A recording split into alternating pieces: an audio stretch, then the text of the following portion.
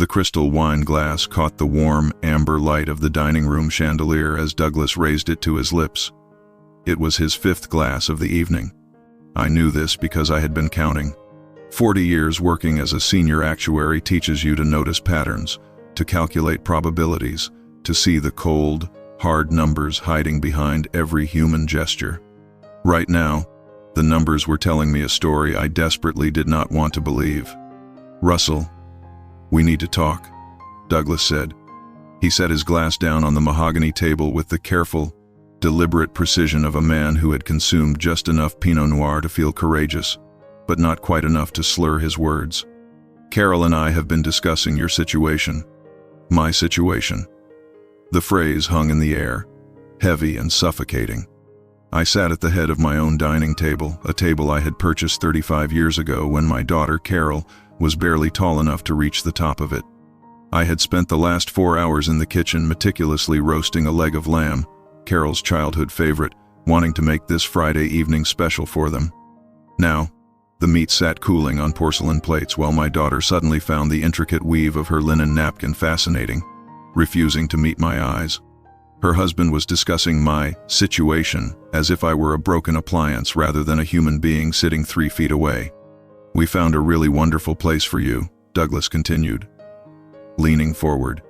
He deployed that slick, artificial salesman's smile I had learned to distrust from the very first day Carol brought him home 4 years ago. He reached into his leather briefcase, resting by his chair, and slid a glossy, high-stock brochure across the table. It stopped an inch from my dinner plate. "Springdale Manor. Beautiful facility. Really top-notch. They have structured activities, medical staff on site 24/7, and people your own age. You wouldn't be so lonely there." The cold that suddenly bloomed in my chest had absolutely nothing to do with the bitter Seattle March wind howling against the window panes outside. It was the icy chill of recognition. It was the sound of a trap snapping shut in the dark. I didn't know it yet, but this single conversation was about to detonate every illusion I had left about my family. Carol finally looked up. Her eyes were rimmed with red, but her voice carried a rehearsed, hollow steadiness. "Dad, we just think this house is entirely too big for one person. You're pushing 70. You're here all alone most of the time. We worry. We're thinking about the future."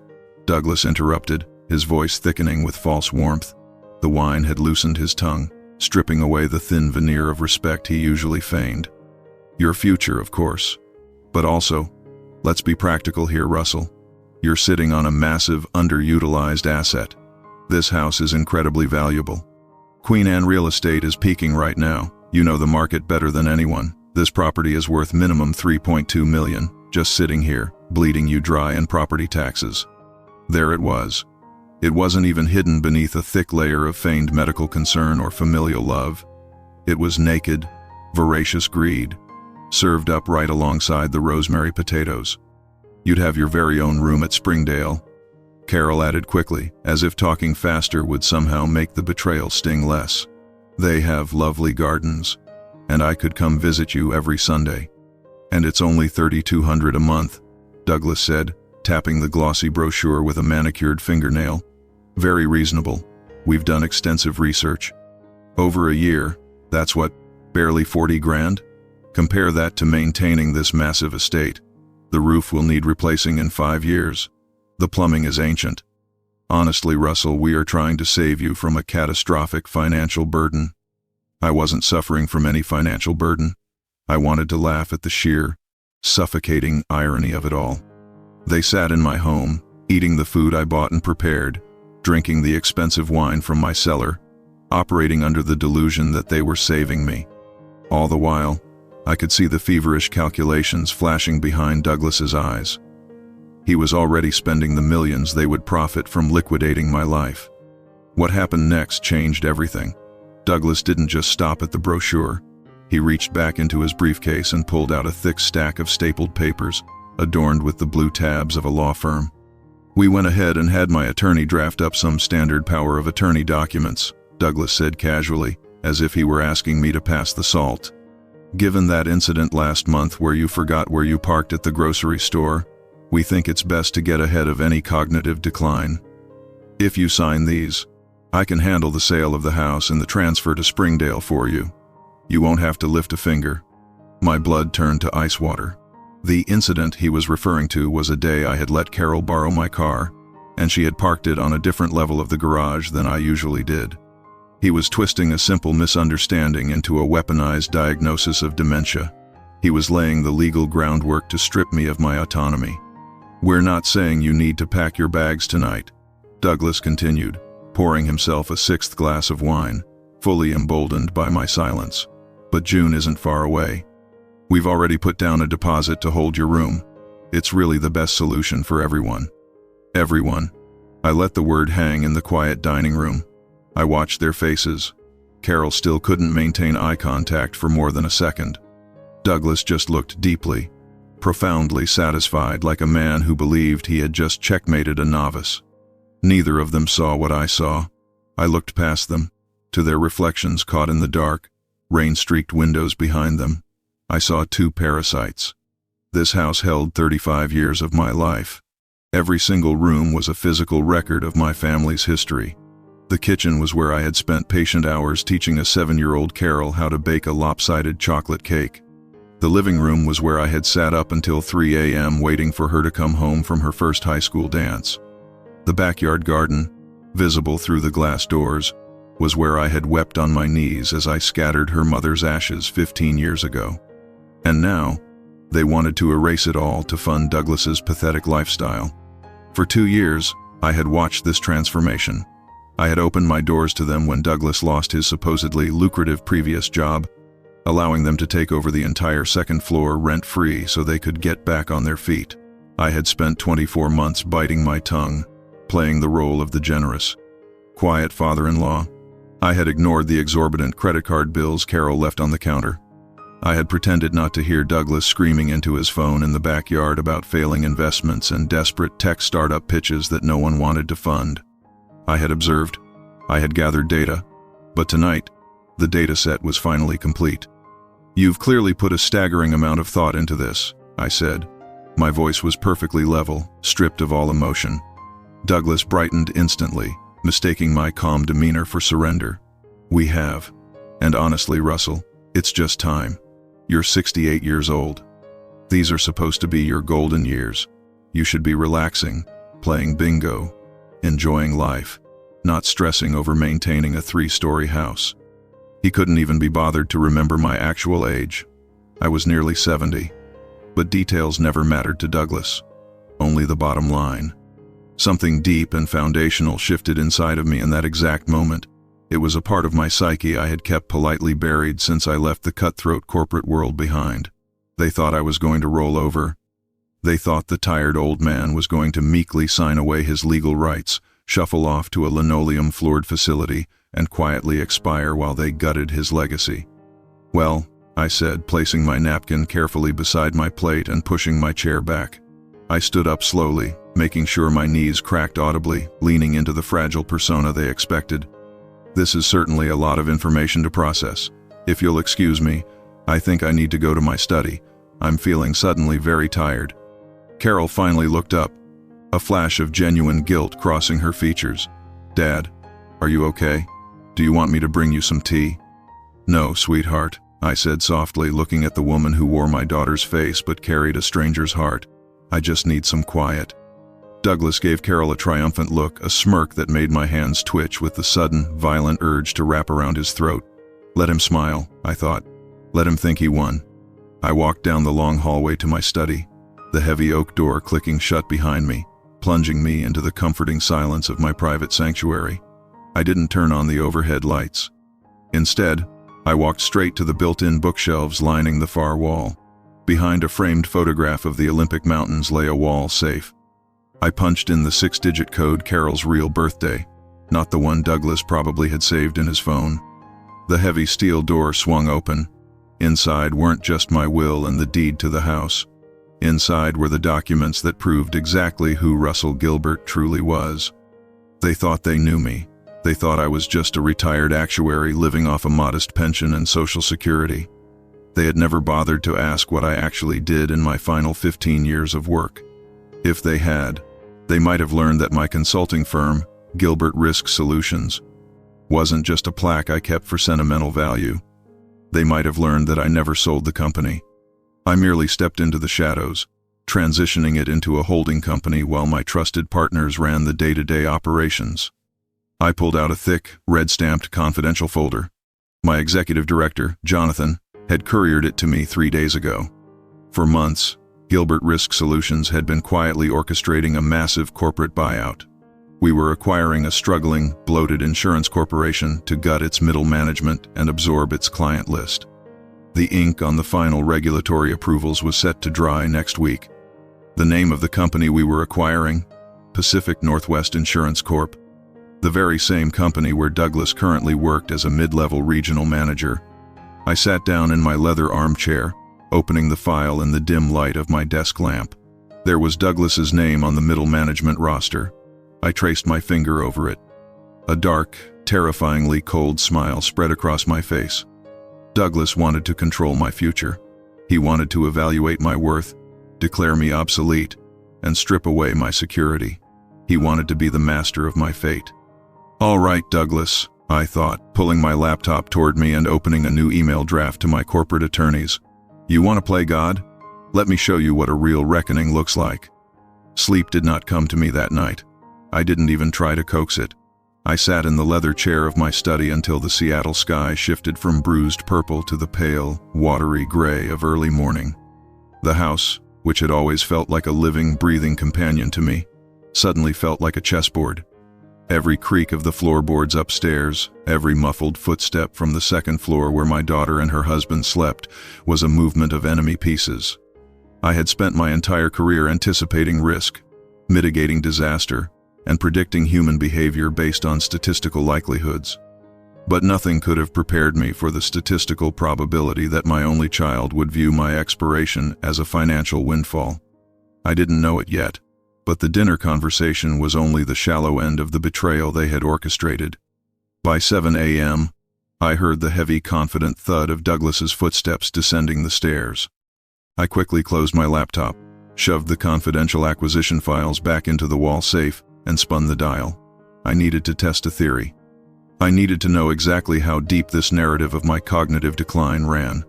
I walked into the kitchen, the scent of stale roasted lamb still lingering in the air, and deliberately placed my car keys inside the refrigerator, right next to the milk carton. Then, I began brewing coffee, my hands perfectly steady, my expression blank. Douglas walked in, adjusting the tie of his mid-level management suit. He didn't say good morning. He simply opened the fridge to grab the half and half. I watched him out of the corner of my eye. He stopped. He stared at the keys sitting on the glass shelf. What happened next told me everything I needed to know about the monster living in my house. He didn't pull the keys out and hand them to me with a joke about my absent-mindedness. He didn't ask if I was feeling all right. Instead, a slow, predatory smirk spread across his face. He quietly closed the refrigerator door, leaving the keys inside, and pulled his phone from his pocket. He snapped a quick photo of the fridge door, then typed out a rapid text message. He was documenting it. He was building a case file against me in real time. "Morning, Russell," he said finally, his voice dripping with that sickening, artificial warmth. "Sleep well?" "Like a log," I lied smoothly, pouring my coffee. "Though I seem to have misplaced my car keys. Have you seen them?" Douglas feigned a look of deep, exaggerated concern. "No, Russell, I haven't. Are you sure you didn't leave them in the door again? You know how forgetful you've been getting lately. Maybe you shouldn't be driving anyway. I can give you a ride later if you need to go somewhere." The sheer audacity of the gaslighting took my breath away. He was actively trying to make me doubt my own mind, isolating me from my independence so I would be easier to corral into Springdale Manor. I thanked him, playing the role of the confused, weary senior citizen to perfection, and shuffled out of the kitchen. But inside, my blood was boiling. I didn't realize until that moment just how long Douglas had been planting these poisonous seeds in my daughter's mind. It forced me to look back at the past 2 years not through the eyes of a loving father, but through the clinical lens of an actuary. The warning signs had been there all along, scattered like breadcrumbs I had willfully ignored. It started subtly when they first moved in. It was supposed to be temporary, just 6 months, while Douglas launched a revolutionary tech startup that required all their liquid capital.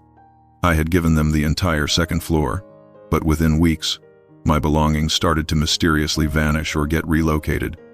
The framed photographs of my late wife, Sarah, were quietly moved from the living room mantel to the hallway, then to a box in the attic, replaced by abstract art Douglas bought on credit. My favorite reading chair was hauled away to the garage because it clashed with the modern aesthetic. I had let it happen. I had rationalized it as a father making space for his daughter's new life. It wasn't an invasion, I told myself. It was a blending of families. But I was wrong. It was an infection. Douglas had been systematically erasing my footprint in my own home, conditioning Carol to view the house not as her father's sanctuary, but as their rightful property waiting to be inherited. And whenever I expressed mild confusion at a missing item, Douglas would be right there, placing a heavy hand on my shoulder, sighing to Carol, "He's just getting confused, honey. Let's not upset him." At 9 a.m., Douglas left for his job at Pacific Northwest Insurance Corp., the company I was secretly weeks away from owning. At 10 a.m., Carol left for her part-time administrative job. The moment the driveway was empty, the quiet father-in-law vanished, and the corporate strategist took over. I climbed the stairs to the second floor. I rarely went up here anymore. They had made it clear it was their space. The air smelled of Douglas's expensive, over-applied cologne. I walked straight into Carol's old childhood bedroom, which Douglas had converted into his home office. The desk was a chaotic mess of tech brochures, empty energy drink cans, and crumpled legal pads. I wasn't just being nosy. I was gathering intelligence. I needed to know exactly why they were suddenly so desperate to liquidate my $3.2 million home right now. It only took me 10 minutes of rifling through his unlocked filing cabinet to find the smoking gun. Beneath a stack of unpaid credit card statements totaling nearly $60,000 in debt lay a glossy, bound business prospectus. It was for Douglas's vaporware AI analytics startup. I flipped to the financial projections page. There, highlighted in neon yellow, was a section titled Initial Capital Injection. Projected capital, $2. 8M. Source, estate liquidation, RG asset. RG asset. Russell Gilbert. I wasn't a father-in-law to him. I wasn't a human being who had worked 40 years to build a life. I was just the RG asset, a line item on a spreadsheet, waiting to be cashed out to save him from his own spectacular financial incompetence. But what I found beneath the prospectus was infinitely worse, turning my cold anger into something sharp and lethal. It was an email printout between Douglas and a cut-rate estate liquidator. Douglas was already negotiating the bulk sale of my antique furniture, my library, and my late wife's jewelry collection. "We can clear the house by mid-June," Douglas had written. "The old man will be in a facility by then. He won't even notice it's gone." I carefully put everything back exactly as I found it. I didn't leave a single fingerprint out of place. I walked downstairs, put on my overcoat, and drove straight to downtown Seattle. It was time to unleash the hounds. Marcus Torres's law office occupied the 43rd floor of the Columbia Center, boasting floor-to-ceiling windows that offered a sweeping, God's-eye view of Elliott Bay. Marcus had handled my corporate restructuring and estate planning for 20 years. He was brilliant, utterly ruthless when required, and fiercely loyal. "Russell," Marcus said, standing up and shaking my hand as I was ushered into his office. "You sounded urgent on the phone. The PNIC acquisition is running smoothly. Regulatory approval hits next Thursday. What's the emergency?" I sat down in the plush leather chair across from his mahogany desk and laid it out for him with the clinical detachment of a surgeon. I told him about the dinner. I told him about the Springdale Manor brochure. I told him about the power of attorney documents Douglas had ambushed me with, the orchestrated gaslighting regarding my memory, and the RG asset business plan sitting on my daughter's old childhood desk. Marcus's expression darkened with every word. By the time I finished, he had set his expensive fountain pen down, his jaw tight. "That is despicable," he said quietly. "Financial elder abuse is rampant, Russell, but seeing it orchestrated by your own son-in-law, I can draft an injunction today. We can legally evict them by the end of the month. I will absolutely bury him." "No," I said, my voice barely above a whisper, but carrying a weight that made Marcus stop. "Evicting him just makes me the villain in my daughter's eyes. It feeds his narrative that I'm becoming paranoid and erratic. I don't want to just kick him out, Marcus. I want to educate him. Marcus leaned back, his eyes narrowing with sudden, sharp intrigue. I know that look, Russell. What are you planning? Douglas is currently a mid-level regional manager at Pacific Northwest Insurance Corp., correct? Yes. A highly replaceable one, from what our preliminary HR audits of the company suggest. When the acquisition goes public next Thursday, Gilbert Risk Solutions will have complete operational control over PNIC, I said, tracing the rim of the coffee cup on the desk. I want to step out of the shadows. I want to be named the operational supervisor of the post-merger integration team. I want full access to his personnel files, his performance reviews, and his department budgets. I want an office on his floor. Marcus stared at me for a long, silent moment. A slow, deeply appreciative smile broke across his face. You want to be his boss. I want to be the one holding the pen when his professional life is evaluated. I corrected. He wants to treat me like a disposable asset. I'm going to show him exactly what it feels like to have your entire future rest in the hands of someone who finds you utterly worthless.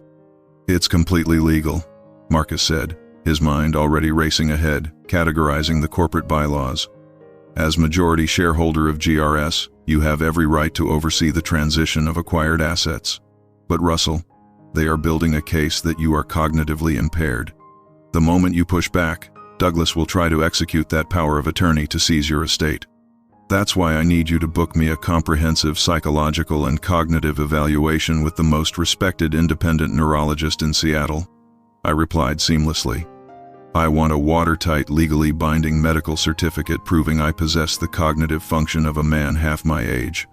When he tries to spring his trap, I want to shatter his teeth on the steel. We spent the next 2 hours mapping out the corporate transition, drawing up the documents that would shield my assets, and preparing the exact moment the guillotine would drop on Douglas's career. I left the Columbia Center feeling a dark, thrumming energy in my veins that I hadn't felt in a decade. I wasn't an old man waiting to die.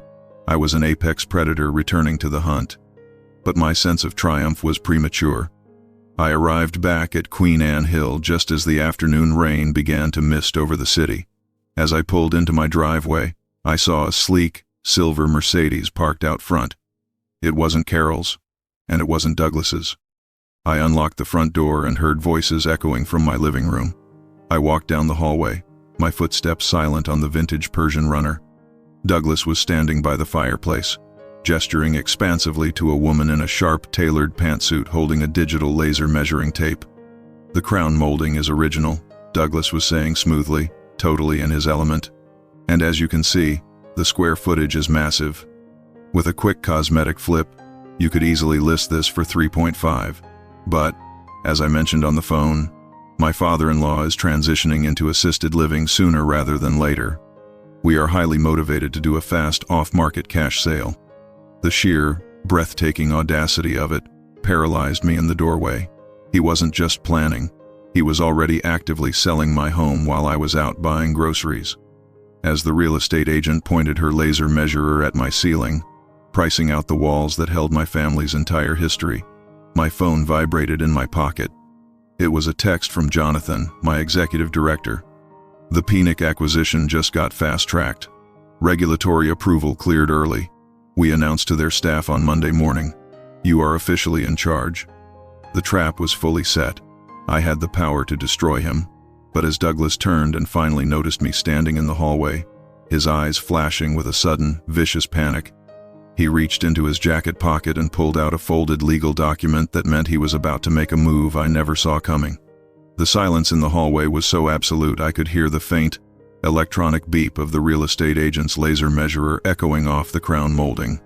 Douglas stared at me, his hand frozen halfway inside his tailored suit jacket, his eyes wide and stripped of their usual arrogant polish.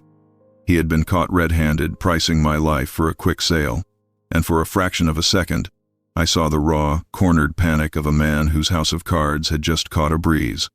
But a cornered animal is incredibly dangerous, and Douglas was no exception. I didn't let him speak first. I leaned heavily against the doorway, letting my shoulders slump, perfectly adopting the frail, confused posture they had been scripting for me. "Douglas, I asked, my voice pitched a little too high, a little too breathy. Who is this woman? Why is she pointing a laser at Sarah's curtains? The real estate agent lowered her device, looking between us with suddenly uncomfortable eyes. "Oh, I'm sorry, Mr. Palmer," she said, addressing Douglas. I was under the impression the homeowner had already vacated the premises for assisted living. Douglas swallowed hard, the muscles in his jaw twitching. The panic in his eyes vanished, replaced by a chilling, reptilian smoothness. He stepped forward and placed a heavy, patronizing hand on my shoulder, squeezing just hard enough to be a threat. "I am so sorry, Brenda," he said, offering her an apologetic, weary sigh. "This is exactly what I was talking to you about on the phone. My father-in-law has his bad days. He gets easily disoriented. Russell, why don't we go to the kitchen and get you some of your medication?" I wanted to shatter his jaw. I wanted to tear his hand off my shoulder, stand to my full height, and throw them both out into the Seattle rain. But I am an actuary. I play the long game. Exploding now would satisfy my ego, but it would ruin the exquisite trap waiting for him on Monday morning. "I don't need medication," I mumbled, playing the part, staring blankly at the floorboards. "I just want to know why she's measuring my house." Brenda hurriedly shoved the laser into her designer purse, her face flushed with professional embarrassment. "You know what, Douglas, let's reschedule. Send me the floor plans when you have the legal clearances sorted out. Good luck with your family situation." She brushed past me without making eye contact, the front door clicking shut behind her. The moment her car pulled out of the driveway, the artificial warmth completely drained from Douglas's face. He let go of my shoulder and pulled the folded document from his jacket. "You think you're clever, sneaking up on me?" he hissed, his voice dropping its friendly pretense. He shoved the paper against my chest. I reflexively grabbed it. "I was trying to do this the easy way, Russell. I was trying to preserve your dignity. But leaving your keys in the fridge, wandering around confused, you're a liability to yourself." I unfolded the thick, cream-colored paper. It wasn't a standard power of attorney. It was a formal, state-recognized petition for conservatorship, accompanied by a mandatory medical evaluation order. He hadn't just spoken to a lawyer. He had petitioned the state of Washington to declare me legally incompetent, stripping me of my right to manage my own finances, my health care, and my property. "I booked the appointment with a court-approved neurologist for next Tuesday," Douglas said coldly. "If you refuse to go, the court will compel you. And given your recent behavioral history, the judge will hand me the reins by Friday. The house gets sold, and you go to Springdale. It's over, Russell. Stop fighting it." I looked down at the document, the printed letters swimming in and out of focus. I didn't know the true, staggering depths of their manipulation until I heard a soft, trembling sniffle from the top of the stairs. I looked up. Carol was standing on the landing, clutching the oak banister. Her face was ashen, her eyes swollen from crying. She descended the stairs slowly, her hand resting protectively over her stomach. "Carol," I said, my voice breaking slightly, not acting this time, but genuinely horrified that she was a party to this legal ambush. "You're going along with this? You're letting him put me in a conservatorship like a child?" "Dad, please don't be angry," she whispered, her voice cracking. She walked over and stood next to Douglas, who immediately wrapped a protective, possessive arm around her waist. She looked down at the floor, unable to meet my eyes, and delivered the twist that finally broke my heart into 1,000 jagged pieces. "I'm pregnant, Dad. We're going to have a baby." The words hit me like a physical blow to the chest. A grandchild. For a decade, I had dreamed of the day I would hold my daughter's child.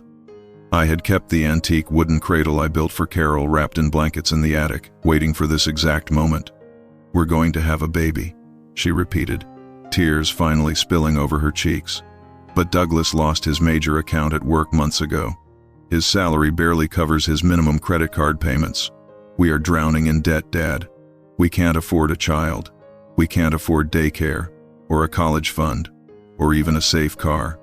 She finally looked up at me, and what I saw in her eyes wasn't malice.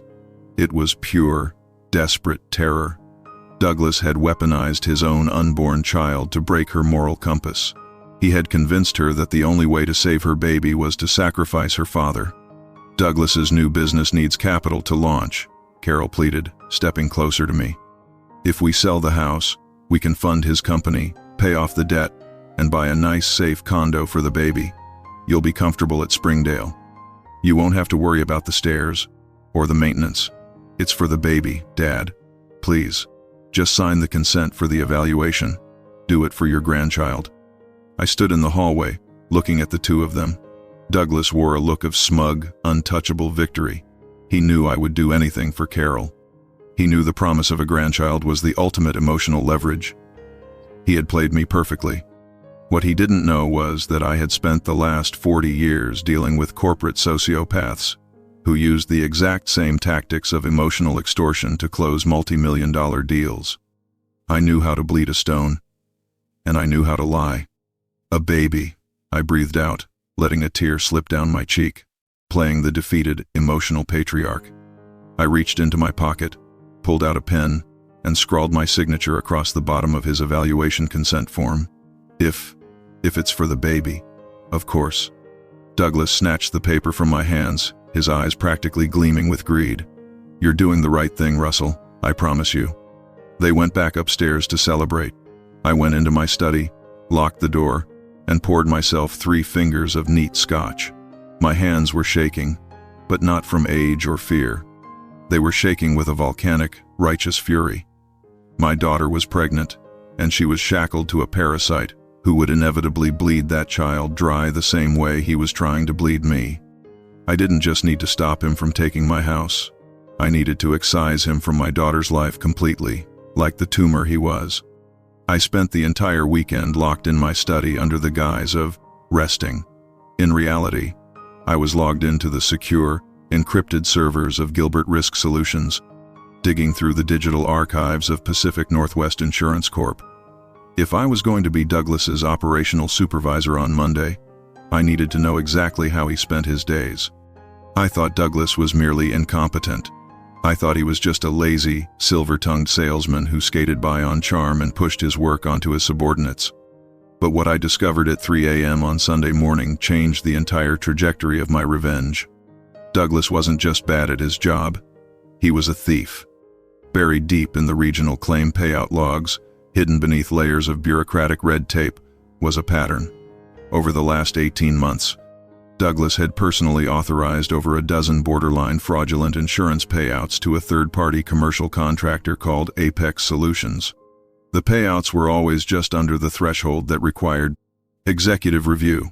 I ran a quiet background check on Apex Solutions through my firm's investigative department. The company was a shell, and its registered agent was an LLC tied directly to Douglas's college roommate. Douglas had been embezzling money from his own employer to keep his massive credit card debts afloat, and now that the well was running dry, he was pivoting to stealing my house. I printed out every single ledger, every email, every fraudulent authorization signature. I compiled them into a thick, black leather binder. The petition for my conservatorship wouldn't mean a damn thing when Douglas was sitting in a federal penitentiary. Monday morning arrived with a clear, biting chill in the Seattle air. I woke up at 5:30 a.m. I showered, shaved, and walked into my walk-in closet. I bypassed the comfortable cardigans and khakis Carol and Douglas were used to seeing me wear. Instead, I pulled out my armor, a charcoal gray, tailored Brioni suit I hadn't worn in 3 years, a crisp white poplin shirt, a burgundy silk tie. I polished my Oxford shoes until they gleamed like dark mirrors. When I looked at my reflection, the frail, forgetful old man who left his keys in the refrigerator was entirely gone. Looking back at me was the ruthless corporate strategist who had built an empire from nothing. I left the house before they even woke up. I drove downtown, pulling into the underground executive parking garage of the Pacific Northwest Insurance Corp building. My executive director, Jonathan Kelly, was waiting for me in the lobby. He was holding a sleek security badge with my name printed in bold black letters, Russell Gilbert, Operational Controller. You look like you're going to a funeral, Russell, Jonathan smirked as we stepped into the private elevator. I am, I replied, adjusting my cuffs as the elevator shot up to the 15th floor, just not my own. The corporate transition meeting was scheduled for 9 a.m. sharp in the main boardroom. The room was a massive expanse of glass and steel, featuring a long, polished oak table surrounded by 30 leather chairs. As the clock ticked closer to the hour, the mid-level management team of PNIC began to filter in, buzzing with nervous energy about the sudden buyout. I stood near the front of the room, my back to the door, looking out over the Seattle skyline, sipping a black coffee. I listened to the footsteps and the chatter behind me. At exactly 8:58 a.m., I heard Douglas's unmistakable voice. He was laughing, loud and confident, joking with a colleague about his weekend. Yeah, finally got the old man's living situation sorted. I heard him brag quietly as he pulled out a chair near the center of the table. Massive weight off my shoulders, man. We're listing his house by Friday. The HR director for PNIC walked to the front of the room, tapping a pen against a water glass to silence the nervous chatter. "Good morning, everyone," she announced, her voice echoing in the large room. "As you know, our acquisition by Gilbert Risk Solutions was finalized over the weekend. We are moving immediately into the integration phase.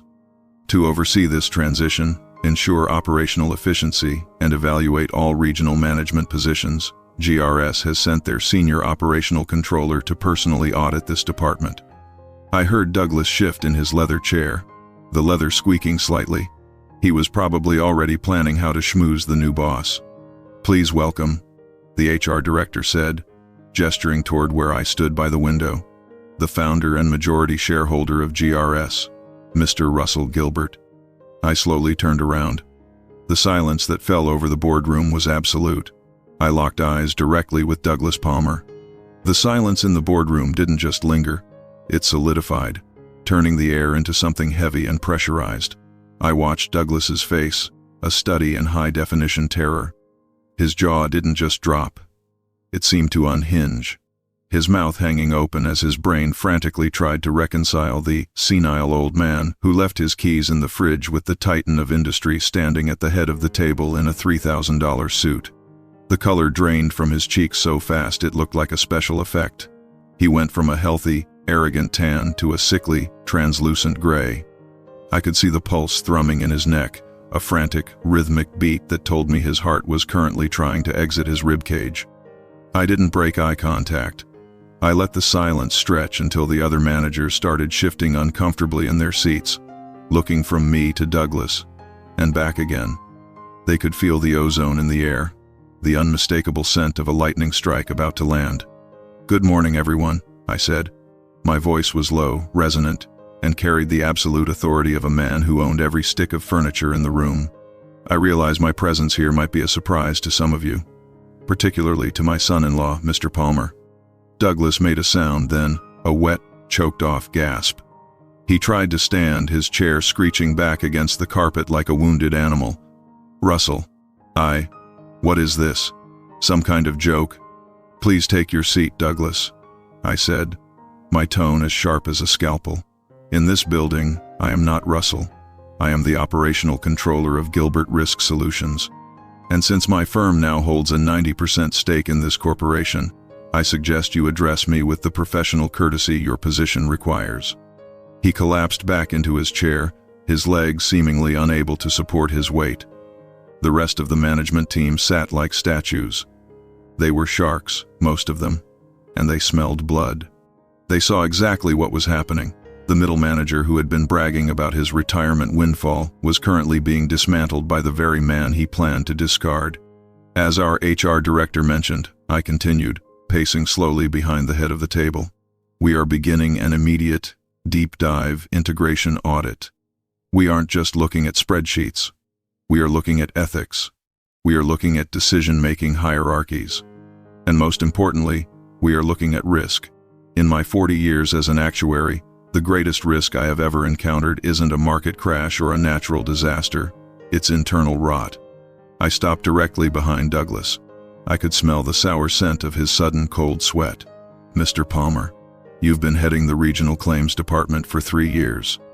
I've spent the weekend reviewing your department's authorization logs. Your risk profile is fascinating." I can explain the numbers, sir," Douglas stammered.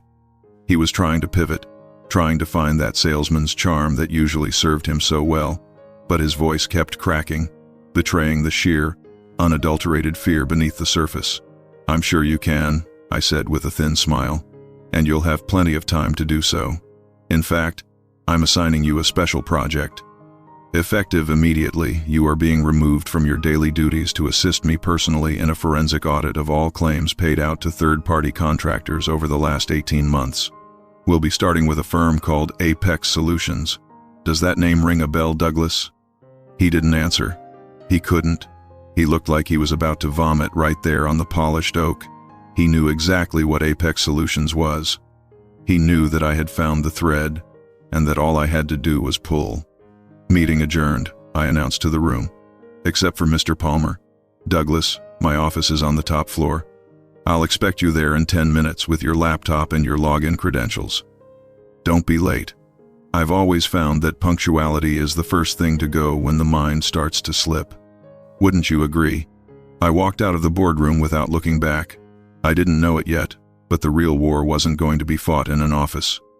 It was going to be fought in the shadows of my own home, where the stakes were much higher than a corporate title. By the time I reached my new office, Jonathan was already there, leaning against my desk with a grim expression. He's spiraling, Russell. I just got a ping from IT. The second he left that boardroom, Douglas tried to access the remote server to delete the Apex authorization files. Fortunately, I'd already placed a read-only lock on his account 5 minutes before you finished your speech. He's desperate, I said, hanging my suit jacket on the back of my chair. Desperate men make mistakes. Let him try to delete things. It just adds tampering with corporate records to his list of sins. And what about your daughter? Jonathan asked softly. If you take him down for embezzlement, she loses everything. The house, the lifestyle, the father of her child. Are you ready for her to hate you? The question hit me harder than I wanted to admit. I looked out the window at the Space Needle, rising like a silver needle against the gray sky. She already hates the version of me Douglas sold her. I replied, the version of me that's a burden. If the truth makes her hate the real me, then I've already lost her anyway. But I won't let her raise a child in a home built on theft and lies. A knock at the door interrupted us. Douglas walked in, but he wasn't alone. He had called for backup. Carol was standing behind him, her face tear-streaked and puffy. She looked like she had been crying since the moment Douglas called her from the hallway. Seeing her in this corporate environment, used as a human shield by the man who was bleeding her father dry, made my stomach turn. Dad, what are you doing? Carol sobbed, pushing past Douglas into the office. Douglas told me everything. He told me you've been secretly planning this for months. That you bought his company just to humiliate him? How could you be so cruel? I sat behind the desk, maintaining my professional mask even as my heart felt like it was being squeezed in a vice. I bought this company because it was a sound business investment, Carol. The fact that Douglas works here is a complication, not the cause. You're lying, she screamed. You're doing this because of the nursing home. You're trying to destroy our lives because we wanted to make sure you were taken care of. Douglas said you've been faking your memory issues just to trap him. He said you're mentally unstable and dangerous. I looked at Douglas. He was standing by the door, trying to look like the concerned, protective husband. He had used the drive over to poison her further, twisting the corporate reality into a narrative of domestic abuse. Douglas, I said, my voice dangerously calm. Is that what you told her? That I'm dangerous? I told her the truth, Russell, Douglas said, his voice gaining a bit of false bravado now that he had Carol to hide behind. You've used your wealth to orchestrate a personal vendetta. This is the definition of a hostile work environment. Carol, tell him what the lawyer said. Carol wiped her eyes, her voice trembling. We're filing for an emergency restraining order, Dad. And we're moving forward with the involuntary commitment for psychiatric evaluation. We talked to the court liaison this morning. Because of your unpredictable behavior today at the office, they're fast-tracking the hearing for tomorrow morning. I felt a cold prickle of genuine alarm. I had expected a fight, but I hadn't expected them to move this fast on the legal front. If a judge saw my erratic behavior buying a company just to oversee my son-in-law through the lens of a concerned, pregnant daughter, I could actually lose my freedom for 72 hours. And in 72 hours, Douglas could do a lot of damage to the Apex evidence. I see, I said, standing up. You've been very busy.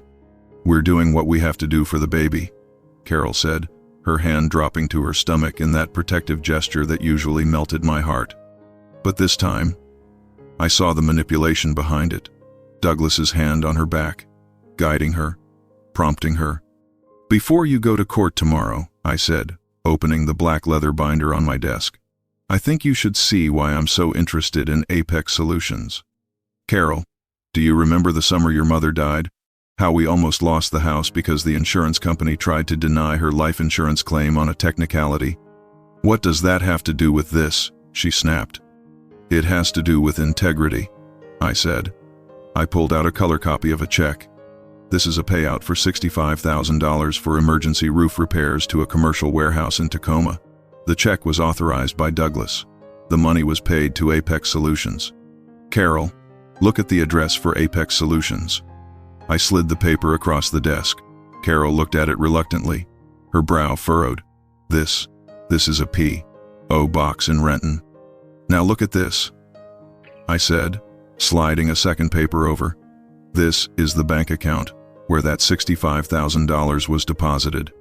It's a joint account held by Douglas and a man named Marcus Vane. Douglas's best man at your wedding." The silence that followed was different from the one in the boardroom. This one was brittle. Carol looked at the paper, then at Douglas. "Douglas," she whispered. "What is he talking about? You said Apex was a high-growth tech vendor. You said they were the ones who were going to buy into your startup." "He's faking the documents, Carol," Douglas shouted, his face turning a violent shade of purple. "He's a master of risk management, remember? He knows how to forge a trail. He's trying to frame me so you'll side with him." "I'm not framing you, Douglas," I said. "I'm auditing you. And if you think I'm faking, we can call Marcus Vane right now. Or we can call the FBI's white-collar crime division. I'm sure they'd love to see the other 12 checks I found this morning." Douglas lunged across the desk. He didn't go for me. He went for the binder. He was fast, but Jonathan was faster. Jonathan grabbed Douglas's arm, twisting it behind his back and pinning him against the mahogany surface.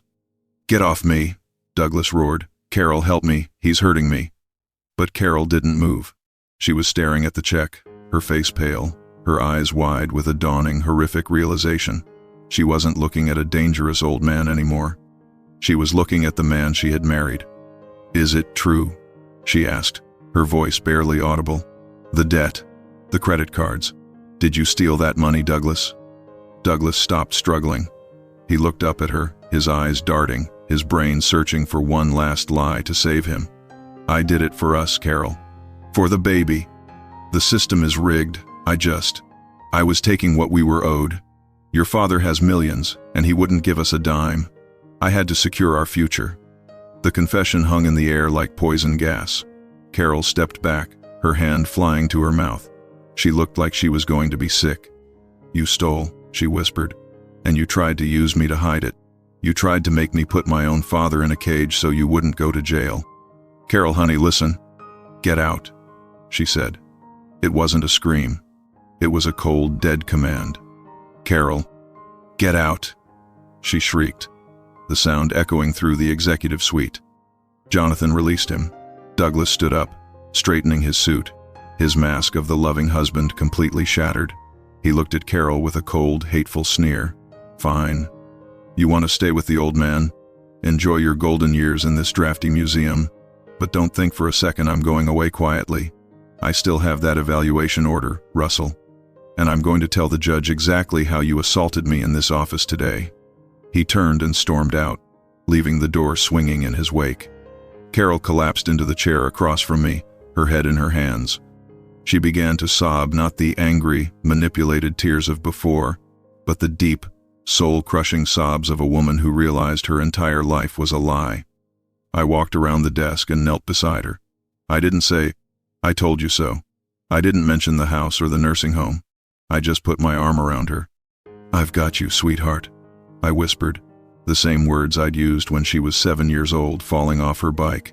"I'll always catch you." She clung to me, her tears soaking the shoulder of my expensive suit, but as I held her, I looked over her shoulder at the computer monitor on my desk. A new notification had just popped up. It was an alert from the home security system back at the Queen Anne house. Someone had just bypassed the backdoor code. Douglas wasn't going to court. He was going back to the house to destroy the only thing I had left to hold over him. What he didn't know was that I hadn't put the most important evidence in the black binder. I didn't wait for the elevator. I gripped Carol's hand, pulled her toward the emergency stairwell, and we practically flew down the stairs. My heart was hammering against my ribs, not with the frailty of an old man, but with the adrenaline of a soldier returning to a burning camp. "Dad, what's happening?" Carol gasped as we reached the parking garage. "Where is he going?" "He's going to the only place he still thinks he has power," I said, throwing my keys to Jonathan, who had followed us down. "The study. He thinks the original Apex ledgers are in my wall safe. He thinks if he burns the physical trail, he can still claim I'm a senile old man who fabricated the digital records out of spite." I didn't tell her the most terrifying part. I didn't tell her that in my safe, alongside the business documents, were the only copies of my late wife's personal journals and the original ultrasound photos from Carol's childhood. If Douglas was in a state of terminal desperation, he wouldn't just be looking for ledgers. He would be looking to scorch the earth. The drive from downtown to Queen Anne Hill usually takes 15 minutes. Jonathan did it in 8, weaving through the midday Seattle traffic like a man possessed. Beside me, Carol was a ghost. She stared out the window, her hand resting on her stomach, her breath fogging the glass. "I let him into our lives," she whispered, more to herself than to me. "I let him tell me you were the enemy. I sat at that table and watched him hand you a nursing home brochure, and I said nothing." "He's a predator, Carol," I said, trying to keep my voice steady. "They specialize in making you feel like the accomplice, so you're too ashamed to be the witness." I didn't know it yet, but the man waiting for us at the house was no longer the slick salesman Carol had married. The man waiting for us had crossed the Rubicon into something much darker. When we pulled into the driveway, my heart stopped. The front door was standing wide open, swinging gently in the wind. A heavy antique chair from the foyer had been tossed onto the lawn, its velvet upholstery soaked by the rain. We ran inside. The house sounded like it was being eaten by a beast. The crash of breaking porcelain, the splintering of wood, and over it all, a low, guttural screaming. "Douglas!" Carol yelled, her voice echoing through the hollowed-out foyer. We reached the door of my study. It was a scene from a nightmare. The bookshelves had been pulled down, centuries of literature and history strewn across the floor like autumn leaves. My desk, the mahogany desk where I'd spent 40 years calculating the risks of the world, was overturned. And there, in the center of the wreckage, was Douglas. He was on his knees in front of the wall safe, a heavy fire axe he'd taken from the hallway glass case gripped in his hands. He was hacking at the steel door, the sparks flying with every desperate, wild strike. His suit was torn, his face smeared with grease and sweat, his eyes darting with a manic, translucent light. "It won't open," he shrieked, not even looking up as we entered. "The code. You changed the code, you old bastard. Give it to me. Give me the code or I'll burn this whole museum to the ground with you in it." "Douglas, stop," Carol cried, stepping forward. "It's over, the police are coming." Douglas froze. He slowly turned his head, and for the first time, I saw the true face of the man who had been living under my roof. The charm was gone. The loving husband was a memory. There was only a hollowed-out shell of greed. "The police?" He laughed, a jagged, broken sound. "You think I care about the police? I'm already dead, Carol. Your father killed me the second he walked into that boardroom. He's been playing me for years. He's been watching me, hasn't he? Like a bug under a glass." He stood up, the axe head dragging on the hardwood floor, leaving a deep, permanent scar. "You think you're so smart, Russell? You think you've won because you have some checks? You forgot one thing. You forgot about the loan." A cold pit formed in my stomach. "What loan, Douglas?" He reached into his pocket and pulled out a crumpled piece of paper, waving it like a flag of war. "The private equity loan I took out 6 months ago to fund the startup. I used this house as collateral. I didn't need your signature, Russell. I have that power of attorney Carol signed for me when you were sick with that flu last winter. I had it notarized. I had it filed." I looked at Carol. She went white. "Douglas, you told me that was a medical proxy. You said it was just so I could talk to his doctors. I lied, Douglas screamed. I've been lying since the day I met you. I didn't want a wife.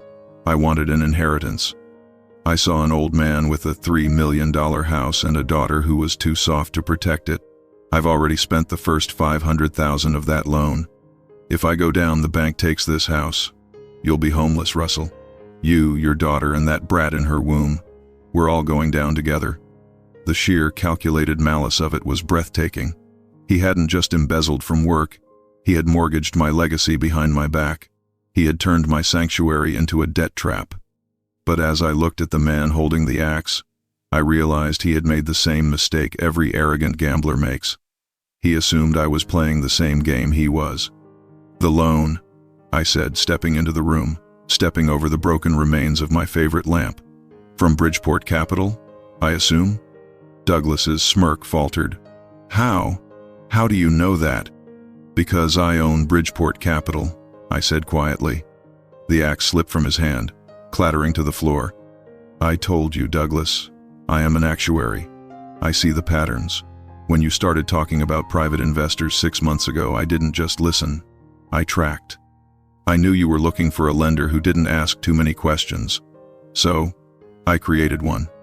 I set up a shell corporation, hired a proxy to act as the loan officer, and waited for you to come knocking. I took another step closer. The loan you took out? It wasn't against the house. I had the documents doctored.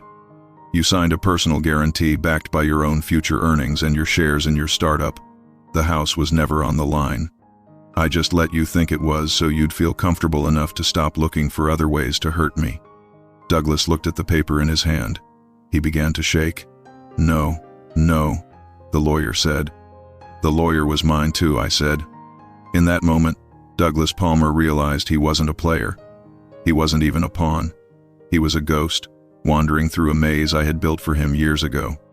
He lunged for me then. It wasn't a calculated move. It was a blind, animalistic burst of rage. He didn't see Jonathan moving from the shadows. Jonathan stepped into his path, delivered a short, sharp blow to Douglas's midsection, and pinned him against the wall safe he'd been trying to break. It's over, Douglas, Jonathan said, his voice like iron. But the collapse wasn't finished.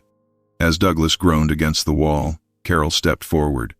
She didn't look at the money, or the house, or the safe.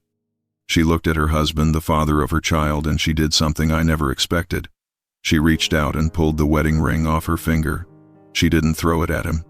She just dropped it into the pile of trash on the floor. You never loved me, she said, her voice devoid of all emotion.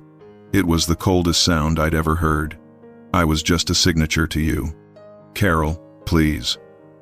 Douglas whined, the bravado completely gone, replaced by a pathetic, sniveling desperation.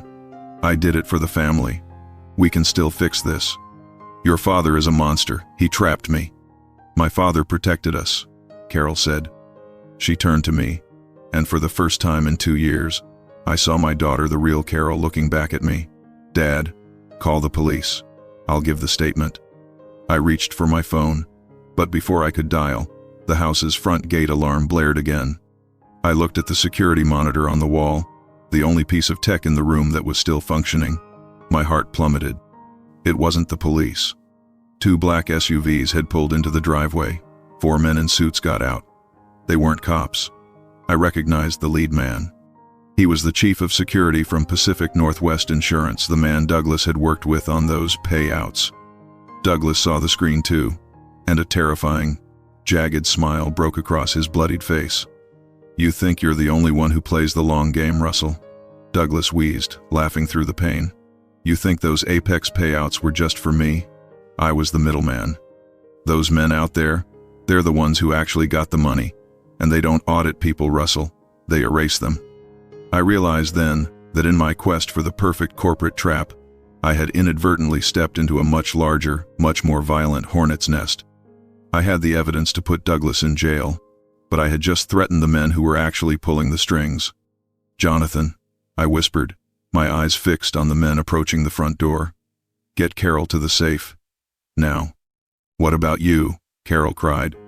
I have the codes, I said, my voice trembling as I watched the men pull silenced handguns from their jackets. and I'm the only one they can't afford to let live. What happened next was a blur of shadows and shattered glass. But the biggest reversal of the night wasn't coming from the men outside. It was coming from inside the safe. Because I hadn't told anyone, not even Jonathan, what was actually behind the steel door. The sound of my front door splintering was a dull, heavy thud that vibrated through the floorboards and into the soles of my feet.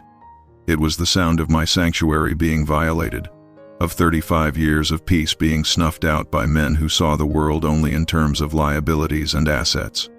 I didn't have time to mourn the furniture or the history. I grabbed Carol's shoulders, my fingers digging into her coat, and shoved her toward the wall safe. "Jonathan, get her in. Now!" I roared, my voice cracking with an intensity I didn't know I still possessed. Douglas was still pinned against the wall, a bloody mess of a man, laughing that jagged, hysterical laugh. "It's too late, Russell. You're just an actuary. You think you can calculate your way out of a bullet? Miller doesn't care about your spreadsheets." Jonathan didn't hesitate. He was a younger man, fit and trained, but even he looked pale as he saw the silhouettes of the men moving through the foyer on the security monitor. He practically lifted Carol off her feet and shoved her into the walk-in safe. It was a custom-built unit, large enough for 2 people to stand in, reinforced with 6 inches of tungsten carbide steel. "Dad, no, come with us," Carol shrieked, reaching out for me. "I have to close it from the outside to engage the secondary bolts," I lied. I needed her safe, and I needed her to stop fighting me. I looked her in the eye for one heartbeat long enough to memorize the exact shade of her mother's brown eyes, and then I slammed the heavy steel door shut. I spun the dial, the mechanical clicks sounding like the cocking of a massive gun.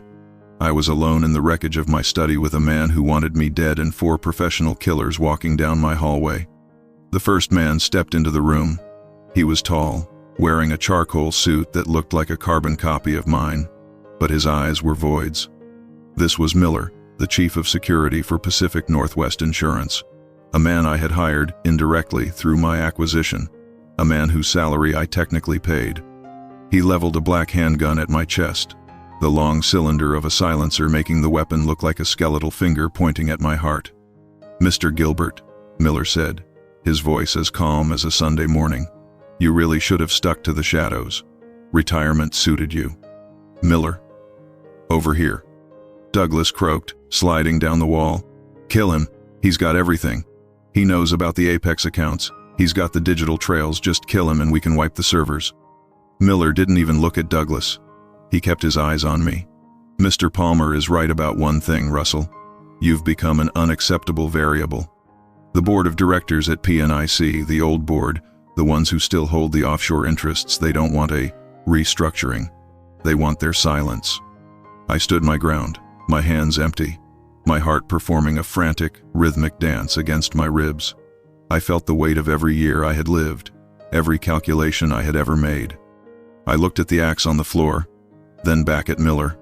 "You're making a mistake, Miller," I said, my voice surprisingly steady. "You're an expert in physical security, but you're a novice in risk assessment. What do you think happens to those offshore accounts if the man who just bought the company suddenly dies in a home invasion 24 hours after discovering a $100 million embezzlement scheme?" "The police will find a tragic murder-suicide," Miller replied, stepping further into the room. His team fanned out, their boots crunching on the glass of my broken life. A disgruntled son-in-law, a panicked father-in-law, a struggle over a safe. It's a clean narrative.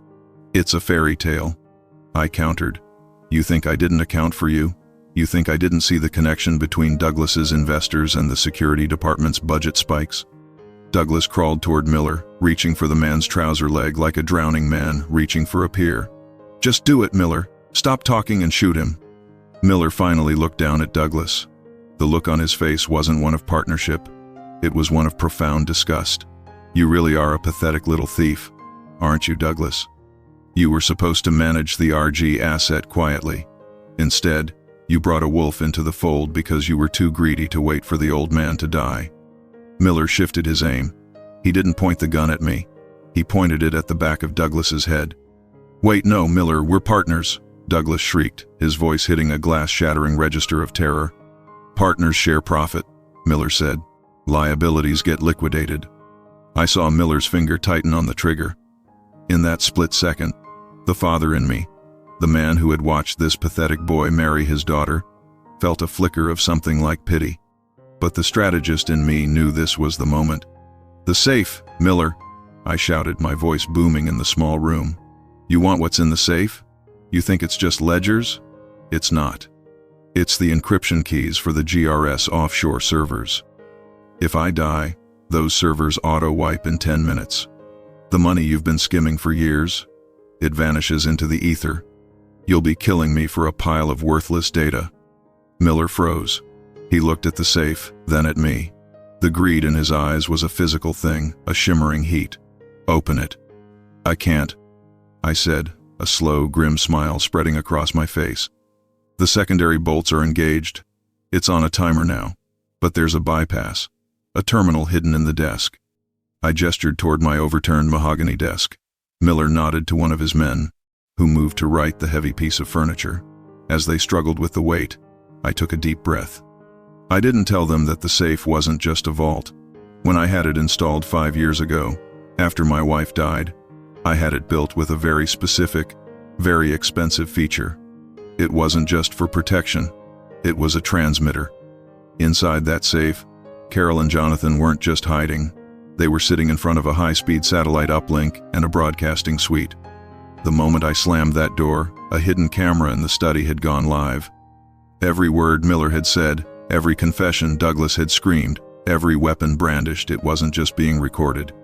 It was being streamed live to a secure server at the FBI's field office in Seattle and to the internal legal department at Gilbert Risk Solutions.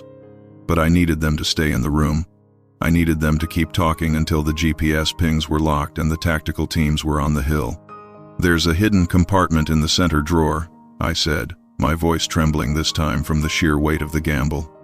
Miller's man found the latch. A small, glowing keypad popped out. "Enter the code, Gilbert," Miller commanded, his gun back on my chest. "Or I start by shooting the door. I wonder how the girl inside will like the sound of ricochets." I walked to the desk, my legs feeling like lead. I looked at the keypad. This was the rock bottom I had feared. My house was a wreck, my daughter was trapped in a steel box, and I was standing in front of a man who would kill me the second he got what he wanted. But as my fingers hovered over the keys, I looked at Douglas, who was sobbing on the floor, realized he was nothing more than a sacrificial lamb for both sides. "The code," I said, looking Miller dead in the eye, "is the date I realized that some risks aren't worth calculating. They're just worth taking."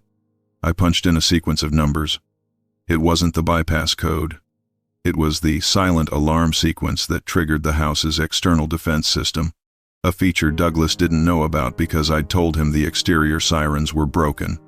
Suddenly, the world outside exploded.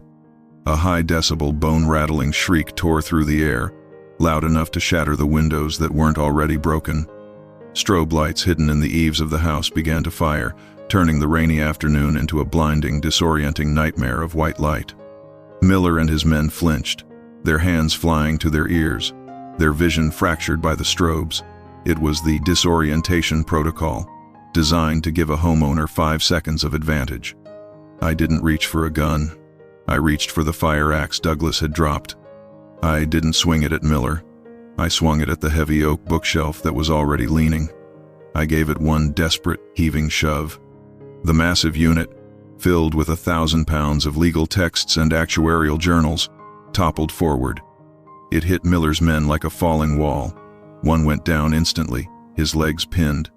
Miller scrambled back, firing a wild shot that hissed past my ear and embedded itself in the wall-safe's door with a metallic clack. I dived behind the desk, my lungs burning, my vision swimming. "Get him!" Miller screamed over the roar of the alarm. "Kill the old man." But as the men tried to regroup in the blinding light and deafening noise, the front door, already broken, was hit by something much larger than a shoulder. A flashbang grenade detonated in the foyer, the pressure wave blowing the remaining study windows outward. "FBI, drop the weapons." The room was suddenly flooded with black-clad figures, tactical lights cutting through the strobes. The transition from a private execution to a federal raid happened in less than 10 seconds. Miller was fast. He turned to fire at the lead agent. but 3 red laser dots appeared on his chest. He froze, his hands slowly rising, the gun dangling from his trigger finger. His men followed suit, dropping to their knees in the wreckage of my life. I sat on the floor behind the desk, my back against the wood, listening to the beautiful, chaotic sound of handcuffs clicking shut. The sirens died down, the strobe lights flickered off. The silence that returned to the house was heavy, punctuated only by the heavy breathing of the tactical team and the soft, pathetic whimpering of Douglas Palmer. I stood up slowly, my suit ruined, my hands covered in dust and blood. I walked over to the safe. My fingers were shaking so badly I could barely hit the keys to the main lock. The door swung open. Carol stumbled out, her face a mask of primal terror, followed by Jonathan, who was holding a laptop like a shield. She looked at the room, the broken glass, the armed men, her husband being forced face down onto the floor in plastic zip ties. Then she looked at me. She didn't ask about the money. She didn't ask about the house. She ran to me and buried her face in my chest, her sobs racking her entire body. "Is it over?" she gasped. "Dad, is it finally over?" I looked over her shoulder at Douglas. He was looking at us, his face pressed against the hardwood, his eyes filled with a venomous, impotent hatred. He had lost everything. His job, his freedom, his wife, and the RG asset he had tried so hard to liquidate. "No," I whispered, stroking her hair, my eyes never leaving Douglas. "The revenge is over, Carol. Now we just have to survive the aftermath." I didn't know it yet, but the final twist of the night wasn't the FBI raid or the hidden broadcast. It was something Douglas had whispered into his collar just as he was being led out of the room. Something that meant my daughter's baby wasn't the only secret waiting to be born. The sirens had faded into a rhythmic, haunting pulse against the wet pavement outside, and the strobe lights were finally dark, but the air in my study still felt charged with the electricity of a dying storm. The FBI agents moved through my home with the efficient, clinical coldness of a cleanup crew, bagging the shattered fragments of my life into heavy plastic evidence bags. I sat on the edge of my overturned desk, my hands tucked into my pockets to hide the fact that I was vibrating with a tremor I couldn't suppress. I watched them lead Douglas out in double cuffs. He didn't look like the man who had sat at my dinner table 2 months ago, discussing my golden years with a smirk. He looked like a ghost, pale, hollowed out, and utterly defeated. But as he passed the doorway, he slowed for a fraction of a second. His eyes met mine, and that jagged, terrifying smile returned. He didn't scream. He didn't beg. He leaned toward his own shoulder and whispered something into the hidden microphone clipped to his lapel, his voice a low, gravelly rasp that barely carried over the noise of the agents. "The RG asset is live. Transfer the remaining equity." I felt a cold drop of sweat slide down my spine. I hadn't just been fighting a greedy son-in-law. I had been fighting a symptom of a much larger infection. I realized in that moment that Douglas wasn't the mastermind. He was the broker. He had been selling my life off in pieces to someone else. And the remaining equity wasn't just the house. Carol was sitting on the floor by the safe, her head on her knees. Jonathan was standing over her, his hand on her shoulder, but he was looking at me with an expression I didn't like. It wasn't relief. It was a deep, professional concern. "Russell," Jonathan said, stepping away from Carol and lowering his voice. "We have a problem. A big one. The FBI has the Miller crew, Jonathan. The Apex files are secure," I said, trying to convince myself as much as him. "It's over." "It's not," Jonathan replied, pulling out his tablet. "I just ran a sweep of your personal accounts, the ones tied to the house's deed and the Gilbert Risk Solutions holding trust. 5 minutes ago, a massive transfer was initiated. It bypassed our 2-factor authentication using a secondary emergency key." I felt the room tilt. "I only gave that key to 2 people, Jonathan. You and Sarah. My wife had been dead for 15 years. After she passed, I had updated the estate's emergency access, but I had never revoked the secondary key. I had simply transferred the authority to Carol on her 25th birthday as a gesture of trust. I didn't know it yet, but the deepest betrayal was still hidden under the floorboards of my own heart. I looked at Carol. She was still sitting there, her face hidden. She looked so small, so broken, But the silence she was keeping was no longer the silence of a victim. It was the silence of someone who was waiting for the clock to run out. "Carol," I whispered. My voice sounded like it was coming from 100 miles away. "Carol, look at me." She slowly raised her head. The terror I had seen earlier was gone.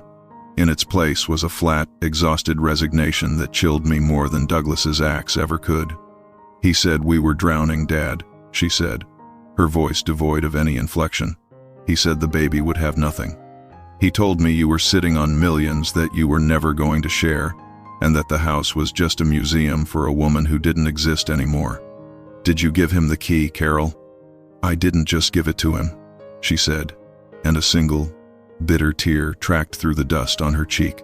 "I helped him set up the offshore account. I was the one who signed the RG asset transfer protocols. I thought if we took the money and put you in Springdale, everyone would be happy. You'd be safe, and we'd be rich. It was supposed to be a clean transition." The word transition hit me like a physical strike. It was the same word Douglas had used, the same word the real estate agent had used. My own daughter had been the architect of my erasure. She hadn't been a pawn. She had been the silent partner, the one who knew exactly where the cracks in my armor were because she was the one who had helped me forge it. I stood there, surrounded by the ruins of the home I had spent my life defending, and realized I had been calculating the wrong risks. I had been so focused on the predator in my house that I had ignored the rot in my own bloodline. "The FBI thinks I'm a witness, Dad," Carol said, standing up and smoothing her coat over her stomach. "Douglas is going to take the fall for the Apex embezzlement. Miller is going to take the fall for the home invasion. But the money, the $4 million we just moved out of the trust, that's in a blind account in the Caymans. Legally, I had the authority to move it. You gave it to me." She took a step toward the door, her eyes suddenly sharp, echoing the coldness I had seen in Douglas. "I'm leaving, Dad. I'm taking the baby, and I'm taking what I'm owed for 40 years of being your perfect project. You kept me in this house like a trophy. You calculated every move of my life until I didn't have one left. Well, I just made my own calculation, and I won." I watched her walk toward the foyer. She didn't look back. She didn't look at the broken furniture or the blood on the floor. She walked out of the house and into the rainy Seattle night, leaving me with a deed to a broken house and a trust fund that was currently being drained into the void. Jonathan looked at me, his face a mask of shock. "Russell, do you want me to call the bureau? We can flag the transfer. We can stop her at the airport." "No," I said. My voice was suddenly very, very quiet. "Let her go. Let her go. She just stole your life's work. She left you with nothing." I walked over to the safe, stepping over the fire axe. I looked at the dark, empty interior of the vault. I reached into the very back, into a hidden, recessed compartment that Douglas hadn't found, and Carol didn't know existed. I pulled out a small, leather-bound ledger, the original physical record of the Gilbert Risk Solutions founding capital. "She thinks she won, Jonathan," I said, flipping through the yellowed pages. "She thinks she calculated the outcome of this game, but she forgot the first rule of actuarial science. You never bet against the house." What happened next changed the nature of the game entirely. I didn't go to the police. I didn't go to the bank. I went to my computer, which was still humming on the floor. I opened a private, encrypted terminal that bypassed the GRS servers entirely. This wasn't corporate. This was personal. "Jonathan," I said, my eyes fixed on the scrolling green lines of code. "The transfer she initiated, the one she thinks is going to the Caymans? Where did I tell you I moved the primary liquidity for the holding company last month?" Jonathan blinked, realization dawning on his face like a sunrise over the sound. "You didn't move it to the Caymans. You moved it to a contingency escrow." "Exactly," I said, my fingers flying over the keys. "The account Carol accessed wasn't the main trust. It was a honeypot account I set up the day they moved into the second floor. I knew if they ever tried to strike, they'd go for the emergency key first. The $4 million she just moved. It's not in the Caymans. It's currently sitting in a locked account held by a charitable foundation for elderly victims of financial abuse, and the only way to get it out is with my biometric signature. But that wasn't the revenge. That was just the defense. The real revenge began when I opened the RG asset folder Carol had left on the desktop. I saw the emails she had sent to Douglas. I saw the spreadsheets she had built. I saw the cold, clinical way she had planned to liquidate me. She wants to play the game of assets and liabilities, I whispered. Fine, let's see how she handles a total loss. I didn't just lock the money. I initiated a corporate death penalty protocol against Douglas's startup, the one Carol was planning to live on. Using my authority as the owner of Pacific Northwest Insurance and the primary creditor of their bridge loan, I called in every single debt they owed, effective immediately. I froze their credit, I seized their intellectual property, and I filed a civil suit against Carol for breach of fiduciary duty that would follow her to every corner of the globe. I wasn't just taking back my money, I was making sure that every cent she touched turned to ash. I was ensuring that the better life she had betrayed me for would be a life of constant, grinding legal and financial struggle. I stood up from the floor, my suit covered in the dust of my home, and looked at Jonathan. She's at the airport, isn't she?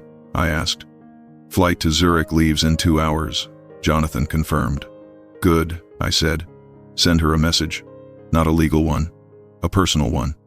I picked up the photo of Carol at 10 years old, the one from the soccer game. I took a picture of it with my phone and hit send to her private number. Underneath it, I typed 5 words.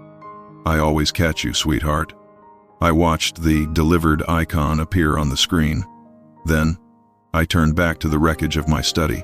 I had won the corporate war. I had defended the house.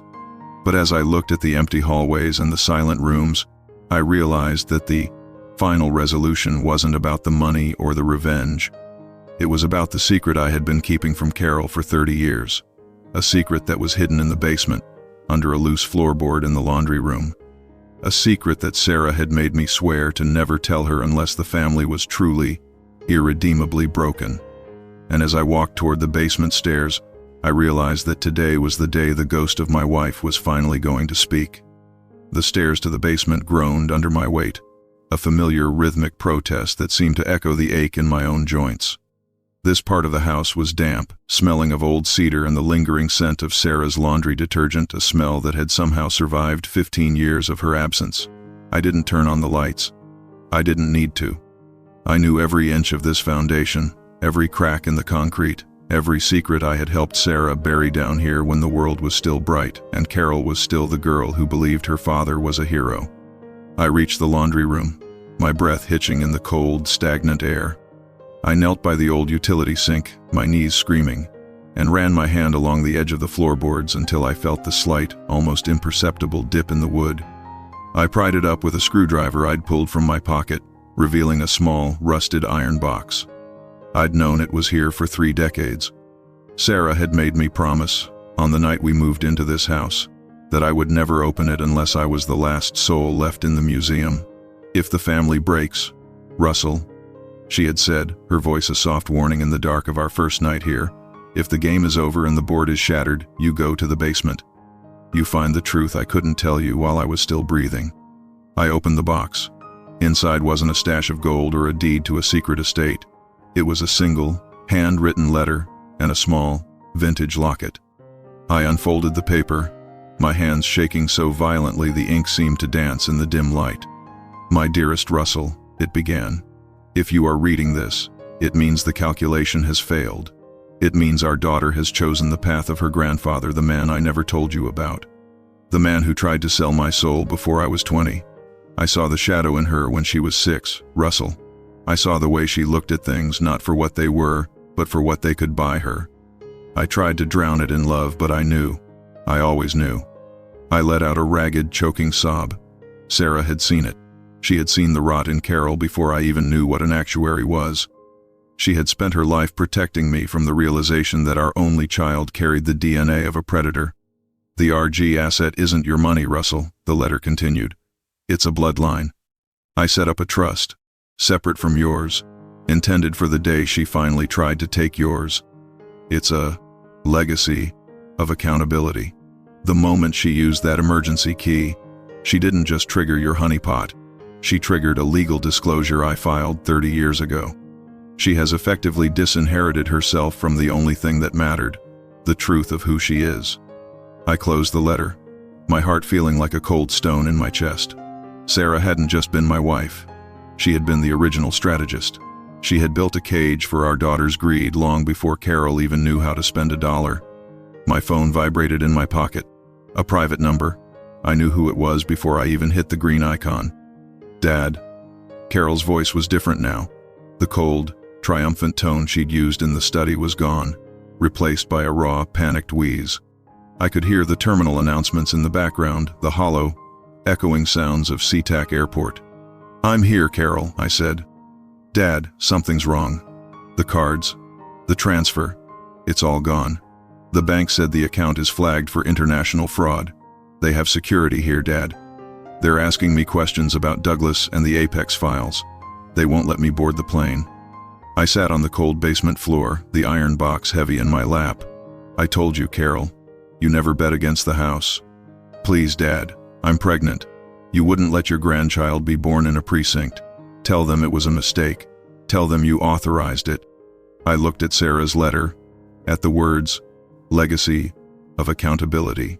"I can't do that, Carol," I said, and for the first time in my life, my voice didn't waver. It was as firm as the foundation of the house I'd fought to save, because it wasn't a mistake. It was a choice. You chose to treat me like a disposable asset. You chose to liquidate your father for a dream built on stolen money. Now, you have to live with the valuation you placed on yourself. "I'll die, Dad. I have nothing. Douglas is in jail, and I have nothing." "You have exactly what you earned," I said. "You have the life you planned for me. You wanted me in a facility, isolated, with nothing but the clothes on my back and a bingo schedule. Well, you won't have the bingo, Carol, but you'll have the isolation. You'll have the time to sit and calculate exactly where you misjudged the risk of breaking a father's heart." I hung up. I didn't wait for her to scream. I didn't wait for her to beg. I turned off the phone and sat in the dark for a long, long time. The resolution didn't come with a parade or a payout. It came 3 months later, on a quiet Tuesday morning in July. I was back in my study. The bookshelves had been repaired, the mahogany desk refinished. The house was spotless, the gardens outside in full, vibrant bloom. I had stepped down as the operational controller of PNIC, handing the reins to Jonathan, but I kept my majority share. I had enough money to buy 10 Springdale Manors, but I stayed right where I was, on Queen Anne Hill. Douglas was serving a 15-year sentence for embezzlement and racketeering. His startup had been liquidated to pay back the victims of the Apex fraud. He was a non-entity now, a statistic in a Department of Corrections ledger. And Carol, she wasn't in jail. I hadn't pushed for criminal charges on the transfer. The legacy of accountability Sarah had left was enough.